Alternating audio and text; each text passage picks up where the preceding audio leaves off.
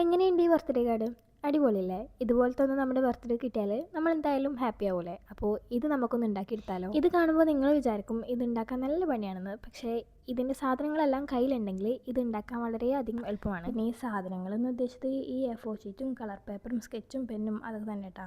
പിന്നെ ഇത് ചെറിയൊരു എൻവലപ്പാണ്. ഈ എൻവലപ്പ് ഉണ്ടാക്കുന്ന വീഡിയോ എൻ്റെ ചാനലിൽ ഞാൻ മുന്നിട്ടിട്ടുണ്ടായിരുന്നു. അപ്പോൾ അത് നോക്കിയിട്ട് ചെറിയൊരു എൻവലപ്പ് ഉണ്ടാക്കിയെടുത്താൽ മതി. പിന്നെ അടുത്ത സാധനം ഒരു ബർത്ത്ഡേ മന്തിൻ്റെ കലണ്ടറാണ്. അപ്പോൾ നിങ്ങൾ ആർക്കാണോ കൊടുക്കാൻ ഉദ്ദേശിക്കുന്നത് ആ ആളുടെ ബർത്ത്ഡേ മന്ത് വെച്ചിട്ട് ഇതുപോലെ ഒരു കലണ്ടർ ഉണ്ടാക്കിയെടുക്കുക.